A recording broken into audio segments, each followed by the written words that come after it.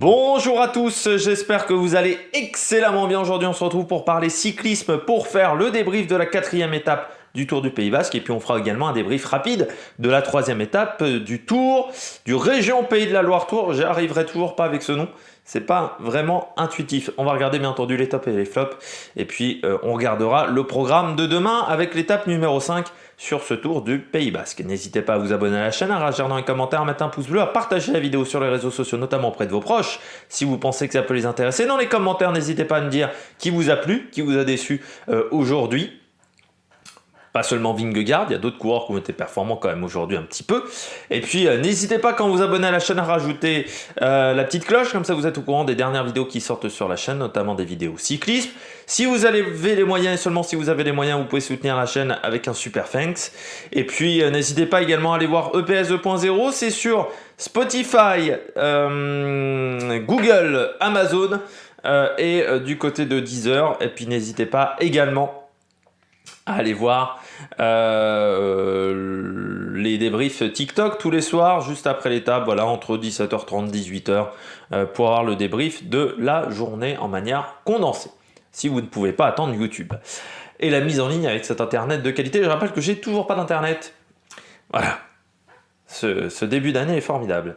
On commence avec ce Tour du Pays Basque. Le final de l'étape était très intéressant, notamment avec encore cette montée, même si, contrairement à hier où on a eu un peu plus de spectacle quand même aujourd'hui, il y avait quand même un coureur qui était vraiment au-dessus avec Jonas Vingegaard. On a senti que même Landa avait du mal à accrocher la roue de Vingegaard.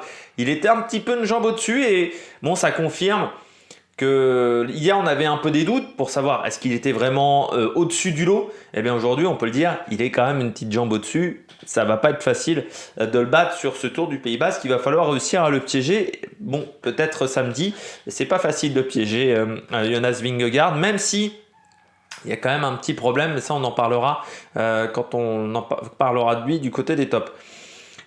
Sinon, l'étape était intéressante, mais moins animée qu'hier. Voilà, il ne peut pas être animé à 100% comme tous les jours. Hein. C'est vrai que là, l'échappée s'est fait reprendre un peu plus vite.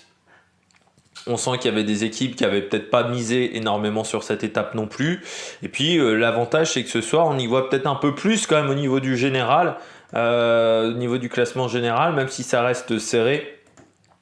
On a un Landa qui est à 12 secondes, un Gaudu qui est à 31 secondes, Sobrero à 33, mais surtout, on voit qu'il y a des coureurs où ça va être beaucoup plus compliqué pour eux de jouer la gagne, et je pense notamment aux coureurs de l'équipe Ineos. On regarde tout de suite le Région Pays de la Loire Tour. Je crois que j'ai toujours pas dit dans le bon ordre. C'était la 3e étape aujourd'hui. 3e étape qui nous emmenait du côté de la ville de... j'ai oublié le nom, c'était Mayenne, je crois, cette ville, voilà. On était de Baugé en Anjou à Mayenne pour cette étape. Et comment vous dire que ça a été une masterclass de la Cofidis aujourd'hui, avec un Benjamin Thomas qui a pris les bonifications et qui a fait le travail dans l'échappée, ce qui a permis à la Cofidis d'éviter de travailler à l'avant de la course. On peut noter également la belle performance de Ben Ali qui confirme son niveau de forme qu'il avait lors de la semaine copié Bartali. C'était la semaine dernière où il avait été, il y a 2 semaines, je sais plus, où il avait été impressionnant avec 2 victoires d'étape. Romain Cardis qui prend une belle 4e place, c'est une belle performance pour Saint-Michel-Aubert 93, surtout que en début de journée ils avaient eu une mauvaise nouvelle quand même avec l'abandon de Rudy Barbier, donc voilà, non, pas l'abandon de Rudy Barbier, pardon, c'était l'abandon de Pierre Barbier, donc Rudy Barbier était en difficulté, c'est lui qui était lâché, parce que je sais qu'il y avait un des 2 frères Barbier qui était lâché, j'avais pas le bon, donc voilà, c'est dommage. De ce côté-là, mais Romain Cardis, lui, a bien rectifié le tir.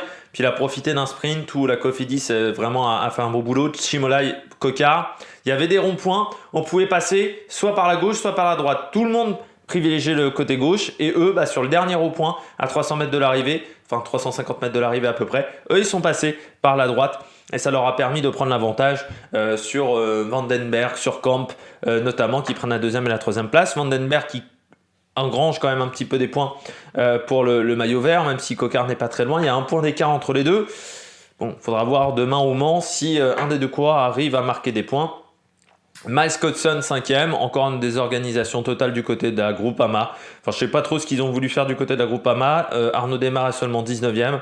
Voilà, bon, ça s'est vraiment pas passé correctement du côté de cette formation Groupama FDJ comme du côté de la Coratec, parce qu'on les voit beaucoup, la Coratec à 10 km de l'arrivée. Par contre, dans le final, ils disparaissent complètement avec Nicolas Dallavallée. Seulement 18e. Et puis du côté de CIC1 Nantes Atlantique, Pedersen était plutôt bien placé avec Emmanuel Morin, sauf que Pedersen, il a fait un petit soleil. Et donc les deux coureurs se sont gênés et ils se retrouvent bien plus loin, mais ils sont toujours dans le coup pour le général, pour tenter peut-être de faire un top 15 au général, parce que demain, ça va pas être facile au Tour du Mans avec la côte du Gazonfier. On regarde tout de suite les coureurs au top. Attaque de Marlou! Du côté des coureurs au top aujourd'hui, pas de suspense. De nouveau, Jonas Vingegaard, le coureur danois. Aujourd'hui, il est un peu une jambe au-dessus de tout le monde. C'est-à-dire que dans la dernière difficulté, quand il sort, Gaudu, il est dans la roue, il peut pas suivre. Et Landa, ça a été compliqué à la Sastoriana pour revenir sur Vingegaard. En plus, double avantage, très bonne journée pour lui, très bonne opération, parce qu'il prend en plus 3 secondes de bonification au sprint intermédiaire, donc ça fait 13 secondes de bonification aujourd'hui en tout. Donc c'est vraiment une très bonne journée de la part de Jonas Vingegaard, qui, au niveau physique, est au-dessus, et en plus au niveau tactique, il est parti au bon endroit, et on dit souvent la meilleure défense c'est l'attaque. Surtout quand vous êtes tout seul, parce que ça c'est par contre le vrai problème du côté de Jonas Vingegaard, c'est qu'Attila Walter, il a disparu assez vite et que il n'y avait pas d'équipier autour de Jonas Vingegaard, c'était vraiment très calme autour du coureur danois, donc il a dû répondre à un moment à une accélération de EF, et puis ensuite il a attaqué, parce que dans ce genre de situation il faut attaquer, mais sur l'étape de samedi, si les jambes sont un peu moins bonnes ou s'il y a un petit peu de fatigue, ça peut être compliqué pour Jonas Vingegaard. Donc il faudra vraiment que son équipe vraiment soit beaucoup plus musclée dans les jours à venir, parce que là ça a quand même été... j'ai été assez déçu par sa formation.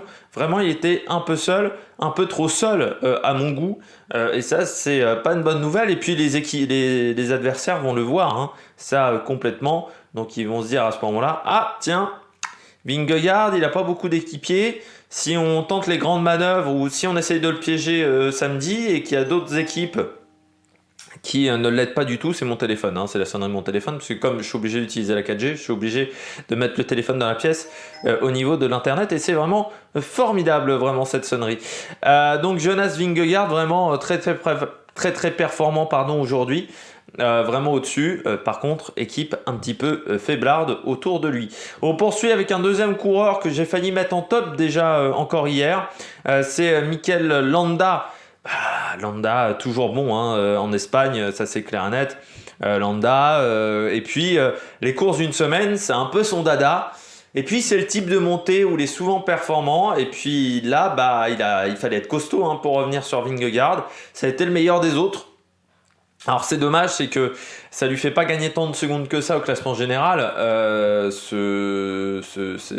belle perf. Il se retrouve deuxième du classement général, mais il a que 20 secondes d'avance sur Gaudu par exemple.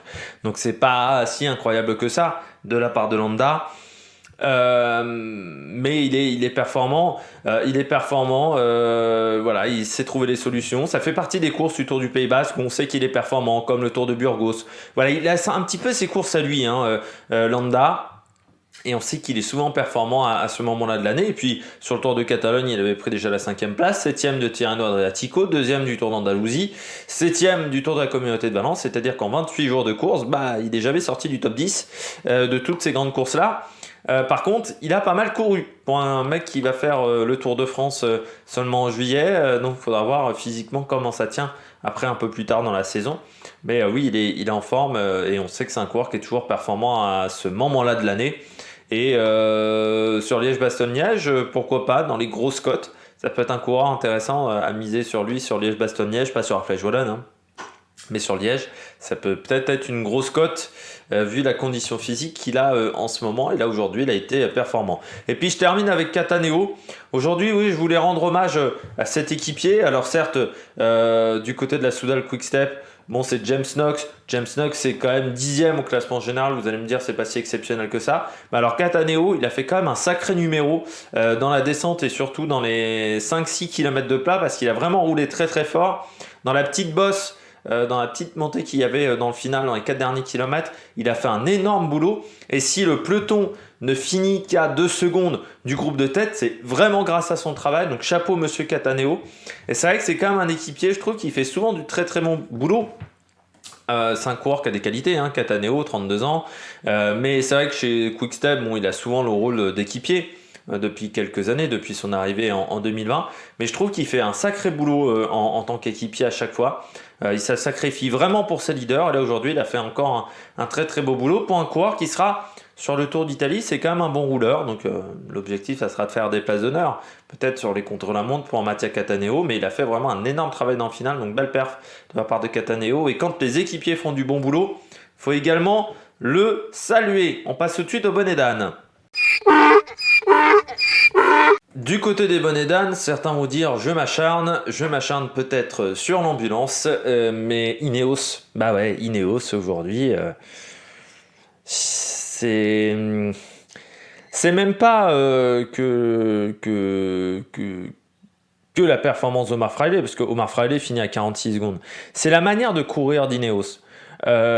Ineos court comme s'ils avaient toujours Froome au top de sa forme, comme s'ils avaient toujours Geraint Thomas au top de sa forme.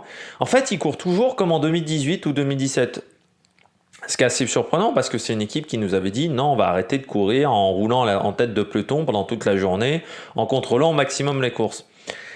Ce qui marchait il y a 5-6 ans, ne marche plus beaucoup aujourd'hui parce que les courses sont moins cadenassées, parce que vous avez des mouvements de course qui partent de beaucoup plus loin qu'auparavant. Et une étape comme aujourd'hui, il y a 6-7 ans, il ne se passait pas grand-chose. Là aujourd'hui, on a eu du mouvement, je dirais assez tôt quand même dans la dernière montée. Il y a 5-6 ans, on n'aurait même pas attaqué. Il n'y aurait même pas eu d'attaque dans la journée, on aurait eu un groupe avec 25-30 coureurs, parce que personne n'aurait pris le risque de faire ça.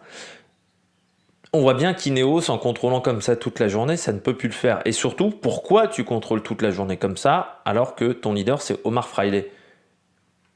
Alors, soit tu vises la victoire d'étape, mais en ce cas-là, c'est encore plus raté, parce que ça veut dire que ton leader, c'était Martinez, qui finit également à 46 secondes. C'est même pas un petit plantage aujourd'hui, c'est que le premier coureur Ineos, il n'est pas dans le groupe des outsiders. Il est dans un groupe avec Aramburu, dans un groupe avec Attila Walter qu'on a peu vu, avec Juan Pedro Lopez qui est encore en phase de reprise. C'est un gros échec. Et en plus, dans ce groupe-là, ils ne sont que 2. Et pour vous dire que du côté de chez Ineos, c'est quand même un petit peu la soupe à la grimace en ce moment, c'est qu'ils ne sont pas dans le top 10 du classement par équipe. Et ça, pour Ineos, c'est quand même assez rare. C'est quand même une équipe qui est souvent présente, au moins dans le top 5, dans le top 6 des classements par équipe. Sur ce Tour du Pays Basque, ils ne sont même pas dans le top 10. C'est-à-dire qu'ils sont quand même devancés par Cofidis, par Bora, par des équipes de ce type-là. Je trouve ça assez surprenant de la part de cette formation. Voilà, c'est vraiment un échec. Et j'ai envie de dire que cette première partie de saison, bah heureusement que tu as Pidcock, heureusement que tu as Goggenhardt, heureusement que tu as Ganna. Parce que, à part 4-5 coureurs, je dirais, qui performent à leur niveau, le reste, c'est quand même Sheffield, on ne l'a pas vu. Martinez, on ne l'a pas vu. Geraint Thomas, c'est un peu plus normal, mais on ne l'a pas vu sur toutes les courses depuis le début de saison. Qui on n'a pas vu d'autres également du côté d'Ineos, Bernal, pour le moment c'est pas ça. Il y a quand même eu beaucoup d'échecs pour cette équipe pour le moment sur cette première partie de saison. Kwiatkowski, également échec pour le moment. Elia Viviani, j'en parle même pas, il faudrait déjà qu'il arrive à faire un sprint. Timen Arensman, alors moins discret que ses homologues, mais en termes de résultats, c'est pas top. Alors oui, il y a eu la victoire d'étape des Tanneter, mais j'ai envie de dire qu'ils ont 9 victoires d'étape. Je crois que Cofidis, ils sont à 8 ou 9 aussi. Donc c'est pas si exceptionnel que ça. Et sinon, c'est très discret quoi, en termes de résultats pour le moment. Il y a eu Luc Plapp également sur l'UAE Tour, j'avais oublié, mais c'est pas suffisant. Martinez, le Volta de l'Algarve, bon c'est bien, mais ça se joue quand même le dernier jour. Donc il va falloir faire mieux du côté de cette formation, parce que pour le moment, c'est trop discret et surtout il y a trop peu de coureurs qui performent. Donc il va falloir faire beaucoup mieux dans les jours à venir, dans les semaines à venir. Il va falloir vraiment se remettre au boulot. EF Education, parce que là aussi, c'est un peu un échec. Ils se sont fait contrer complet aujourd'hui. Alors Carapaz, je pensais qu'il avait des bonnes jambes hier. Je vous avais dit, je trouvais qu'il avait des très bonnes jambes. Ça doit pas être si bien que ça parce qu'aujourd'hui il finit à 3,26. Donc on est un petit peu sur le même niveau que le Tour de Catalogne. Et c'est Uran qui est au final le meilleur coureur de l'équipe qui finit 6ème. C'est encore une journée compliquée. Carapaz, il a du mal quand même en ce début de saison. C'est pas exceptionnel. Et pourtant, à un moment, il y avait Carapaz, Hot Christian King, Chavez, Uran. Donc, ils étaient bien nombreux. Sauf que dès que Vingegaard a attaqué, ils ont tous explosé. Mais alors, en 10 mètres. Vraiment du côté de chez EF, donc c'est dommage d'avoir un collectif comme ça, mais qui n'a pas forcément la tête d'affiche pour le moment, qui arrive à performer. Et puis Carapaz, oui, c'est quand même pas très rassurant, 3,26 de perdu aujourd'hui. Tour de Catalogne qui n'avait pas été fantastique, vraiment, avec des échappées où il n'était pas vraiment allé au bout sur les échappées. Grand Prix Migaline du Rhin, 11e. Bon, on attend un petit peu mieux aussi de Carapaz. Surtout chez EF, on ne l'a pas recruté pour qu'il fasse ce type de résultat. Alors, est-ce qu'il est en préparation ? Il a aussi des objectifs pour la Vuelta et le Tour de France. Donc, s'il est en forme trop tôt, c'est vrai qu'il est obligé de décaler un petit peu ses pics de forme. Donc, c'est peut-être ça qui est compliqué pour lui. Mais pas fantastique aujourd'hui au niveau performance. Pour Richard Carapaz. Et puis je termine avec David Gaudu. Aujourd'hui ça va lui faire mal à la tête, David Gaudu. Alors au classement général il est toujours 3ème à 31 secondes, mais ce qui va lui faire mal à la tête c'est qu'il était dans la roue de Vingegaard et qu'il a absolument pas pu suivre Vingegaard. Et on a l'impression que contrairement à Vingegaard, Gaudu lui n'a pas réussi à élever son niveau par rapport à Paris-Nice. On a l'impression qu'il y a pas mal de coureurs qui étaient pas forcément exceptionnels à Paris-Nice ou à Tirreno, et qui ont réussi à augmenter leur niveau, à améliorer leurs conditions physiques. Alors que Gaudu, on a l'impression qu'il a à peu près le même niveau qu'à Paris-Nice, sauf qu'à Paris-Nice ça suffisait. Alors ça suffisait, il se prend quand même un écart par rapport à Pogacar, et que là, sur ce Tour du Pays Basque, c'est limite. C'est limite. Alors il profite du fait que pour le moment, Henrik Mas n'est pas trop passé à l'attaque. Un Skian Moseux n'est pas passé à l'attaque. Un McNulty n'est pas passé à l'attaque. Mais est-ce que samedi, il va s'en sortir ? Peut-être pas du côté de l'étape de Eibar. Et puis surtout, là encore, on a vu la faiblesse de l'équipe emmenée sur ce Tour du Pays Basque, avec pas grand monde pour l'accompagner. C'est vrai qu'il se retrouve très vite seul. Donc c'est vrai que c'est dommage. Alors, au général, il est 3ème à 31 secondes. J'ai envie de dire que ça va plutôt pas trop mal. C'est pas une catastrophe. Loin de là. Mais c'est vrai que moi je suis un petit peu inquiet pour la suite parce que là aujourd'hui il est dans la roue et il n'arrive pas à suivre et il n'arrive pas à suivre Landa non plus, donc il a pris un mini éclat aujourd'hui, mais c'est peut-être annonciateur d'une difficulté sur l'étape de samedi, donc on regardera ça. Je rappelle que l'étape de samedi je la débrieferai certainement pour vous dimanche vers 17h, donc à l'arrivée de Paris-Roubaix vous aurez le débrief de cette étape et de ce Tour du Pays Basque, parce que moi je privilégie le Tour Paris-Roubaix féminin samedi, donc je pourrais voir cette course là qu'en différé. Sinon ça sera lundi, sinon ça sera pour le lundi de Pâques, ça sera soit dimanche soit pour le lundi de Pâques si je ne peux pas regarder la course en temps et en heure dimanche matin ou samedi dans la soirée. On passe tout de suite au programme de l'étape numéro 5. On regarde tout de suite le parcours de cette étape de vendredi, étape numéro 5 entre Amorebieta et Tchano, autour même d'Amorebieta et Tchano pour cette étape. 166 km. Pour faire un résumé très simple du parcours de cette étape, c'est un mix entre l'étape d'aujourd'hui et l'étape de la veille. C'est-à-dire que voilà, on est sur un mix avec un final, on a des petits murs comme lors de l'étape de mardi. Et puis, une étape de mercredi, pardon, parce qu'on est jeudi. on va se réveiller un petit peu, et des montées un peu plus longues, comme ce qu'on a eu aujourd'hui, avec peut-être un parcours un peu plus dense quand même que les jours précédents en termes de dénivelé positif. J'ai oublié de regarder le chiffre du dénivelé positif de cette étape, mais c'est quand même un peu plus costaud. Là, sur l'étape 4, on avait 3000 mètres de dénivelé positif. Et sur cette étape 5, j'espère que ça va s'afficher assez vite. Étape 5, bien entendu, ça va pas vouloir s'afficher. C'est 3260 mètres, donc un peu plus dense avant l'étape, bien entendu, de samedi, qui sera l'étape reine de ce Tour du Pays Basque, voilà, qui sera l'étape la plus importante. On démarre avec un début de journée musclé, notamment une côte au bout de 11 km de course, le Monte Calbo, 2 km 900 à 6,9% de moyenne, côte de 3e catégorie, ce Monte Calbo. C'est plutôt assez régulier, autour de 7%, vous voyez, il n'y a pas de grande différence entre 7,6 et 7,4, sauf les 400 derniers mètres à 5,7%.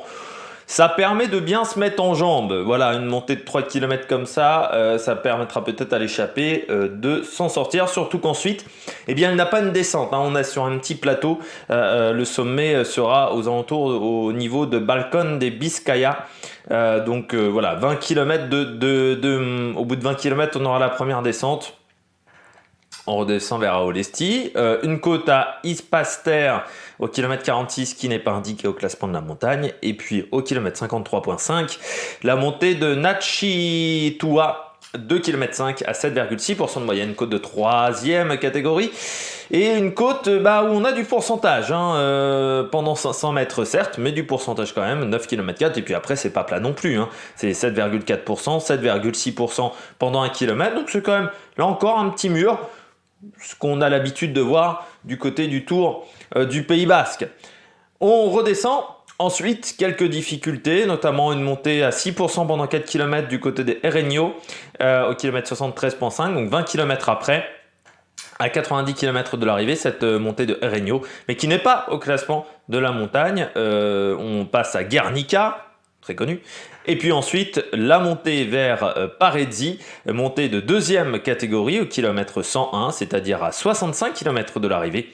4 km 300 à 7,7 de moyenne, côte de 2e catégorie, des beaux pourcentages dans cette montée de Parezzi. Sur les 2 premiers kilomètres, 10%, c'est la moyenne sur ces 10 km. Donc je rappelle que quand c'est la moyenne, c'est-à-dire que vous pouvez avoir des passages à 12, 13, voire 15%, et puis d'autres passages à 5% sur le kilomètre. Et puis, entre le kilomètre 2 et le kilomètre 3, 8,3%, donc c'est pas plat quand même. Et puis comme vous pouvez le voir également, sur les 200 derniers mètres, ça remonte de nouveau une petite pente, donc sur cette montée de Parezzi. Et puis on redescend avec encore 2 bosses, notamment au kilomètre 108, un passage à 1 km pendant 1 km à 10,3%.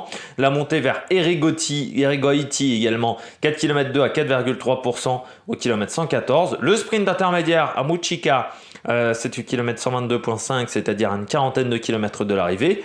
Une nouvelle difficulté au kilomètre 132,5 qui n'est pas au classement de la montagne. Et puis, on aura la dernière difficulté du jour au classement de la montagne, je précise bien au classement de la montagne, avec cette montée à Bellarinaga, 2 km 1 à 6,6 de moyenne, côte de 3e catégorie. C'est pas la plus dure de la journée, mais en fait, ce qui va faire la difficulté, c'est qu'on aura déjà enchaîné pas mal de difficultés auparavant. Et puis, ça peut permettre de lancer cette dernière partie de course où on aura un enchaînement de petits murs après Amorebieta, sur le circuit final, on va dire, du côté de Amorebieta et Chano. Eh bien, on aura pas mal de difficultés, 3 petits murs, un de 900 mètres à 9,1%, un autre avec 600 mètres à 9,6%, et puis un dernier avec 500 mètres à 10%.